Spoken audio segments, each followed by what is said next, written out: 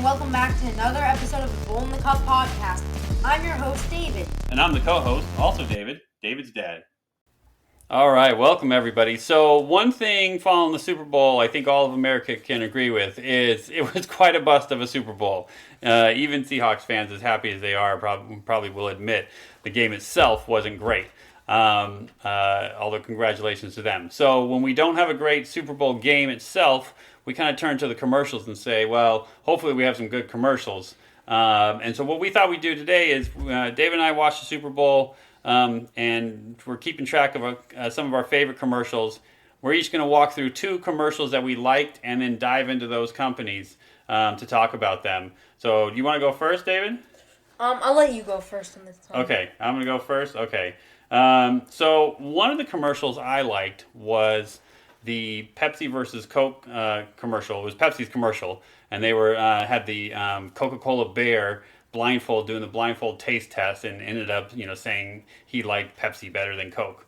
And so it made me want to jump into the drink stocks. I thought it was a clever commercial, also a clever rebuttal online that somebody did, where the bear had it being all a dream that he liked Pepsi better. But Pepsi, both stocks are doing great this year. Pepsi's at $165 a share, up $22 a year, a share for the year. And then Coke is at $78 a share, up $8 for the year. So both are doing well, as a lot of consumer stocks are actually doing pretty well at the start of the year, while some of the tech stocks are down. One of the things I thought is interesting, too, to keep track of, and why I think soda itself is going in an interesting direction, is we're seeing a lot of these quote-unquote healthy sodas popping up, and that seems to be a new trend with these prebiotic sodas. Olipop is really popular out here where we're at, and they're more expensive, and so there's a higher profit margin ability there because people are paying more money for a healthier soda. And so it's going to be interesting to see healthier being a ton less sugar and prebiotics in them. And so it's going to be interesting to see if Coke and Pepsi can tap into that market by either buying some of these companies out or going their own route with some of the healthy soda market, which has some higher margins. So I'm still in a buy mode, even though they're up for the year. But that was my stock. What about you, David? I got another one, but we'll go one and one. My stock is sort of two. I mean, my ad is sort of two ads in one, but the Mr. Beast and Salesforce ad. Basically, I'm gonna explain what both of them are, and why this commercial was helpful for them. First off was Mr. Beast. Mr. Beast, since he is a private person, it's not a publicly traded company. But he was paid around $6 million for the collaboration with Salesforce just for this short Super Bowl ad. So that's basically his part to it, as well as for Salesforce. In this ad, Salesforce got a lot of people understanding what Salesforce was. It became more known because of this ad, and it showed people what Salesforce could do for them, as well as it got people, since there was $1 million prize for whoever figured out the code, a lot of people were going on the Salesforce website for the first time and actually seeing what it was. Yeah, that's really interesting, Dave, because I think that's smart of a company like Salesforce, who was well known with a lot of businesses for its ability to help them with customer management, relationship management.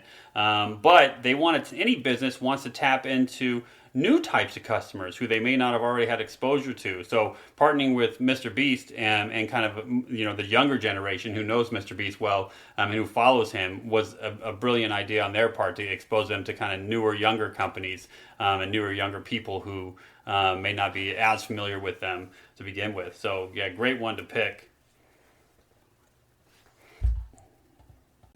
All right, so tell me, because you brought up, Salesforce partnering with Mr. Beast, and I know because even though I'm an old head here, you had educated me before about who Mr. Beast is and gotten me into some of his shows. But tell our listeners, who is Mr. Beast?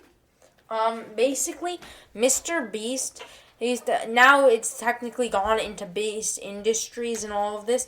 But in the beginning and still right now, Mr. Beast is basically a YouTuber who like to make YouTube videos about having a prize pool, usually somewhere around $500,000, and he would have people like do different endurance and skill based challenges is to like compete with other players for this amount of cash prize, as well as today he's gotten into some consumer products like Feastables, his chocolate bar, and he got his own beef jerky, as well as he's gone Lunchly, his version of Lunchables. Because of this, Mr. Beast's company became valued at around $5 billion. Oh my goodness, yeah. So when we have that kind of valuation, you don't necessarily need to go out into the stock market and be a publicly traded company to solicit those funds. But it'll be interesting as he continues to grow if he decides to do so.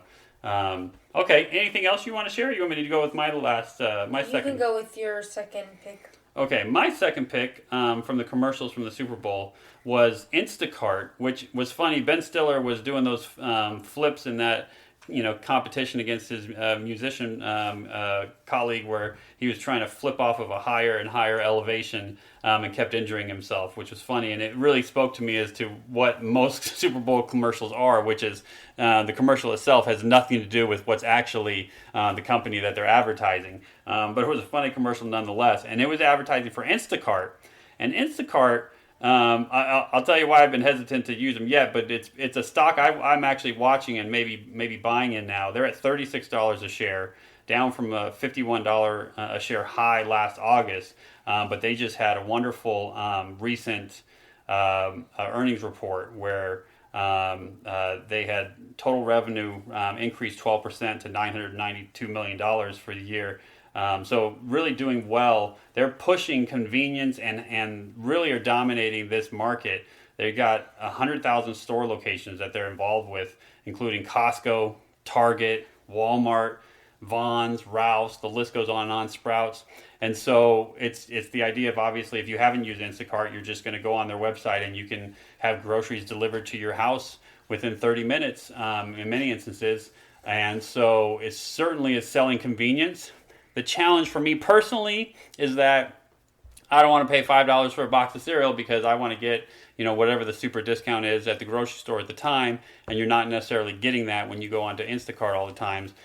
So that's been the concern for me, is I'm going to end up paying 20% more in Instacart. But for those that like the convenience, it may very well be worth it to you. And certainly it seems to be worth it to a lot of people because that revenue is just jumping. So at $36 a share, and them being the lead company in the in that space, in the online shopping for customer space, they're a company to watch. So that's all I got from my commercials, Dave. Anything else on your end this week? No, I think I'm good. We'll see you all next week. Bye.